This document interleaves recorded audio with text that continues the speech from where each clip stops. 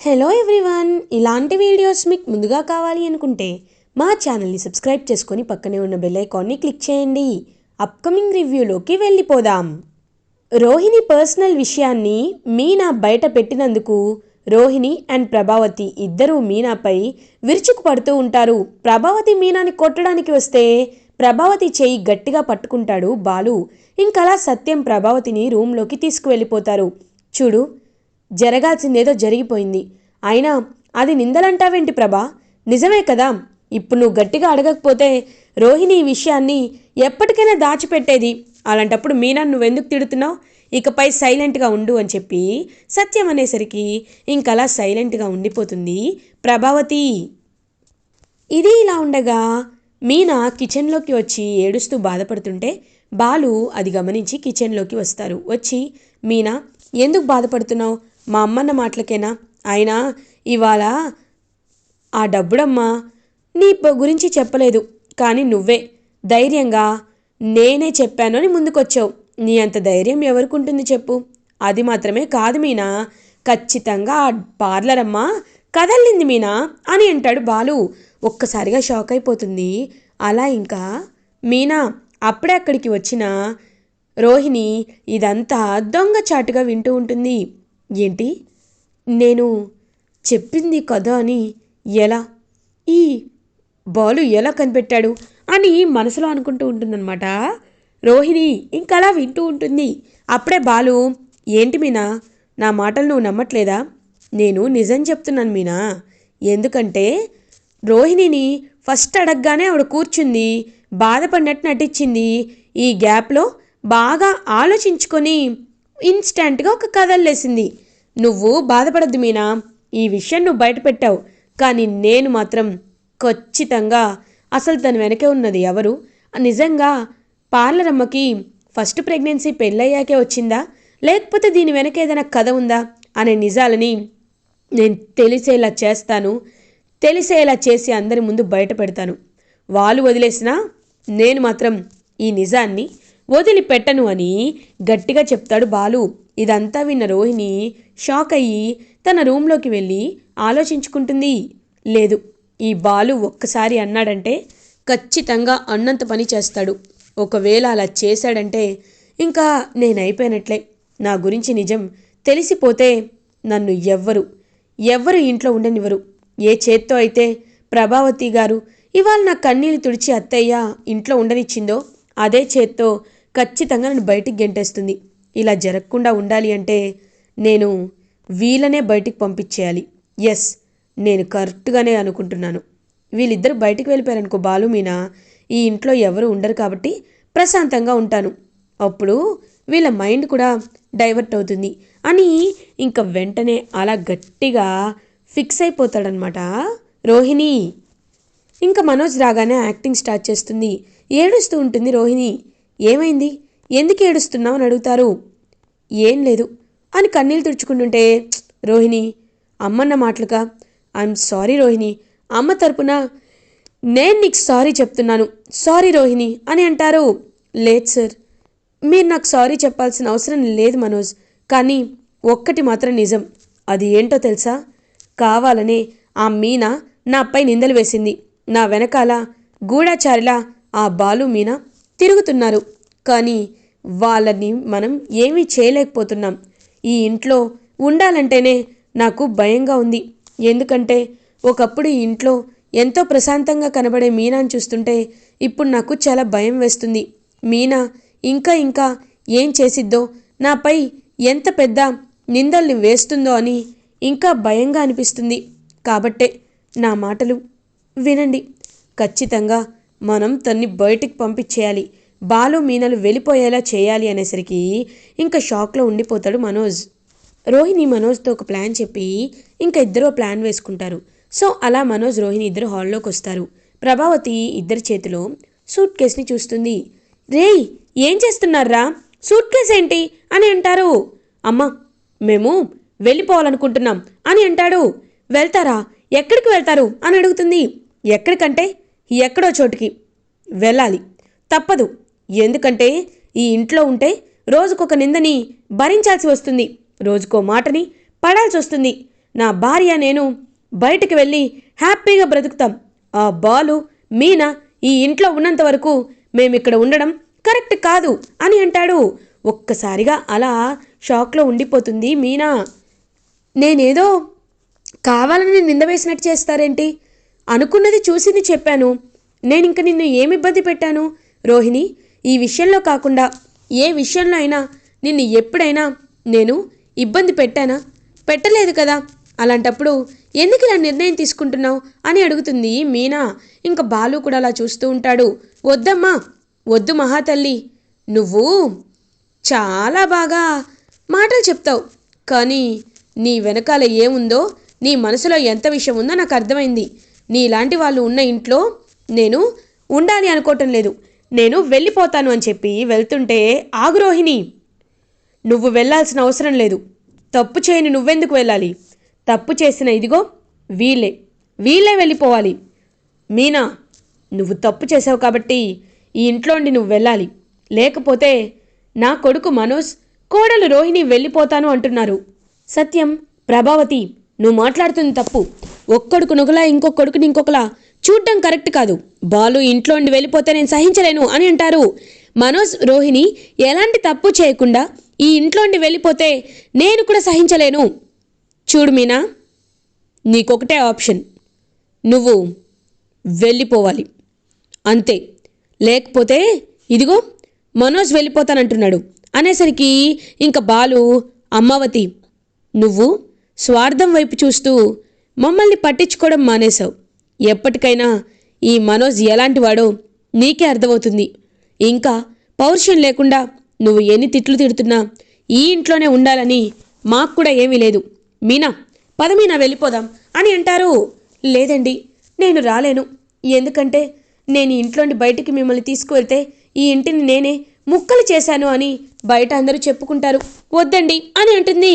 అమ్మా, అలా ఏమీ మేము చెప్పుకోం, కానీ నువ్వు బయలుదేరు, మాకేం చెప్పుకోవాలో బాగా తెలుసు అని అంటుంది ప్రభావతి. మీనా, నేను చెప్తున్నాను కదా, నేను నిన్ను పెంచగలను, పోషించగలను. నువ్వేమీ కంగారు పడాల్సిన అవసరం లేదు. మన విలువ తెలిసినప్పుడు వీళ్ళే మనల్ని పిలుస్తారు. నాన్న, నన్ను క్షమించి నాన్న, నీ మాట వీరి నేను వెళ్తున్నాను, కానీ నిన్ను రోజు కలుస్తాను, వెళ్తాను అని అలా ఇంకా వెళ్ళిపోతాడనమాట బాలు.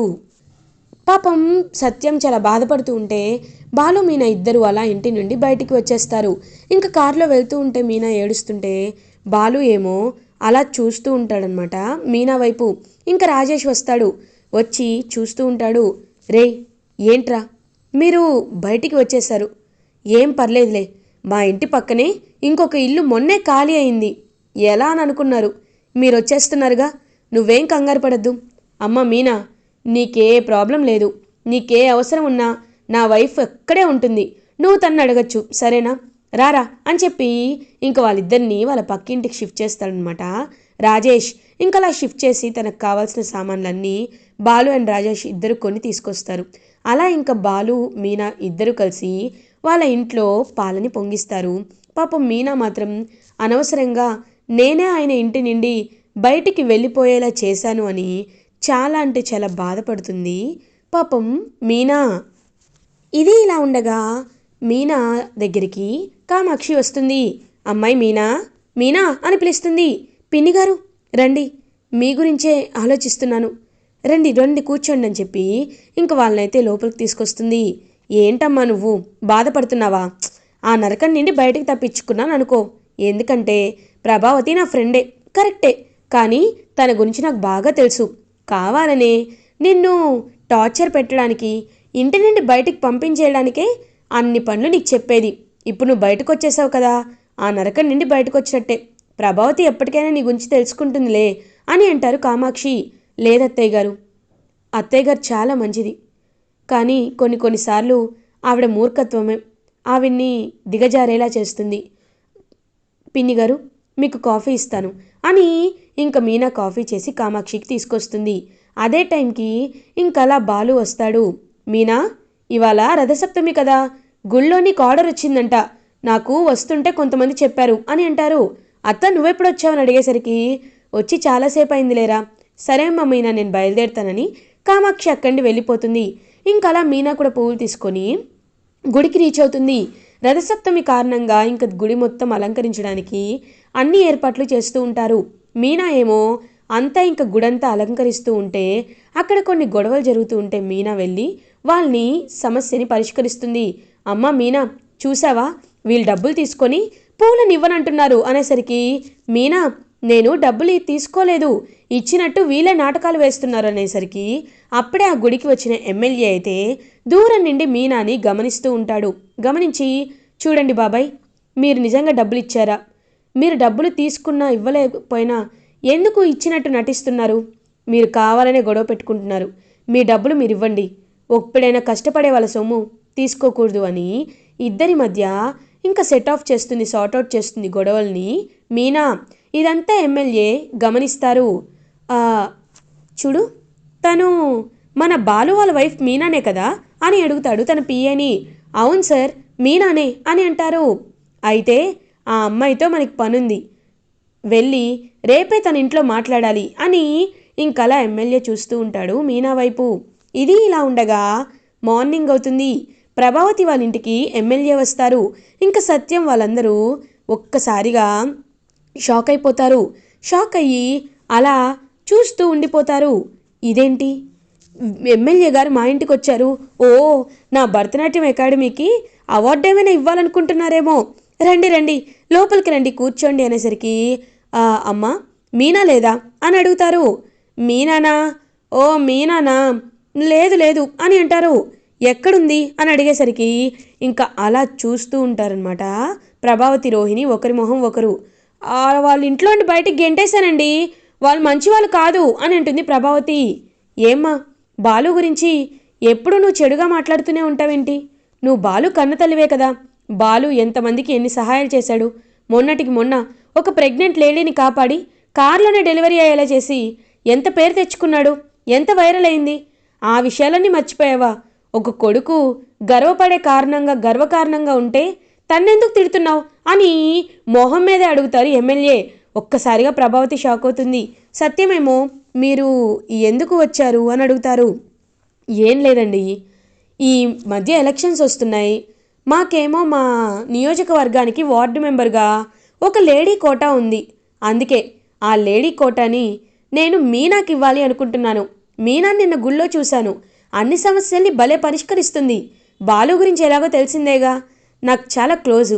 అందుకే మీనాని వార్డు మెంబర్గా నించోపెడితే ఈ ఎలక్షన్స్లో ఈ బస్తీ వాళ్ళ ఓట్లన్నీ మీనాకే వేస్తారు. ఒక్కసారి తను వార్డు మెంబర్ అయితే తన సహాయంతో నేను ఎమ్మెల్యే ఈజీగా అవ్వచ్చు. అప్పుడు అందరినీ బాగా చూసుకుంటాను అని అంటారు ఎమ్మెల్యే. ఇంకా అదంతా విన్న ప్రభావతి రోహిణి అయితే ఒక్కసారిగా జలస్గా ఫీల్ అవుతారు. ప్రభావతి, దానికేం తెలుసండి, అదేమి చదువుకోలేదు అని అంటుంది. చూడండమ్మా, మంచితనానికి చదువుకి ఎలాంటి సంబంధం లేదు. తనలో మంచితనం ఉంది, అదే తన్ని కాపాడుతుంది. సరే, మేము వెళ్ళొస్తామండి అని ఇంకా ఎమ్మెల్యే అయితే బాలు మీనా వాళ్ళ ఇంటికి రీచ్ అవుతాడు. రీచ్ అయ్యి జరిగేదంతా చెప్తారనమాట. జరిగింది మొత్తం చెప్తారు. చెప్పి, మీనా, నువ్వు నాకు నిజంగా కూతురు లాంటి దానివి. నేను చెప్తున్నాను కదా, నేను గెలిస్తే ఈ నియోజకవర్గానికి ఎంత మేలు చేస్తానో మీకు తెలుసు. కాబట్టి నువ్వు వార్డ్ మెంబర్గా నించుంటే మేము ఎంతో హ్యాపీగా ఫీల్ అవుతాం. ఏమంటావమ్మా అని అంటారు. మీనా, ఇది చాలా మంచి అవకాశం మీనా, అన్న చెప్తున్నాడుగా, ఏం పర్లేదు ఓకే అను అని అంటారు. ఇంకేం మాట్లాడకుండా సైలెంట్గా ఉంటుంది. ఏంటి మీనా, ఏం చెప్పవేంటి అనేసరికి సరే నేను ఒప్పుకుంటున్నాను, కానీ నాకేం తెలుసండి అని అంటుంది. తెలియనక్కర్లేదు, ఉన్నారు కదా వాళ్ళకి చెప్తారులే. సరే అన్న, మేము వచ్చేస్తామని చెప్పి ఇంకా అలా ప్రచారానికి త్వరలోనే ఎలక్షన్స్కి మీనాని ఇంకా మొత్తం ఓట్లు ఎలా అడగాలి, ఓట్లు వేయమని ఎలా అనాలి మొత్తం అన్నీ నేర్పిస్తారు. మీనా అలా ఇంటింటికి వెళ్ళి ప్రచారం చేస్తుంది. అదంతా చూస్తున్న ప్రభావతి చాలా అంటే చాలా ఇరిటేటింగ్గా ఫీల్ అవుతుంది. ఇంకా అలా వార్డ్ మెంబర్గా మీనా ఎలక్షన్స్లో సక్సెస్ఫుల్గా గెలుస్తుంది. సో ఒక్కసారిగా ప్రభావతి అదంతా చూసి చాలా అంటే చాలా ఇరిటేటింగ్గా ఫీల్ అవుతుంది. ఇలా ఎపిసోడ్ ఎండ్ అవుతుంది. ఫర్దర్ ఎపిసోడ్ రివ్యూస్ ముందుగా మీకు కావాలి అనుకుంటే మా ఛానల్ని సబ్స్క్రైబ్ చేసుకోండి. Thanks for watching.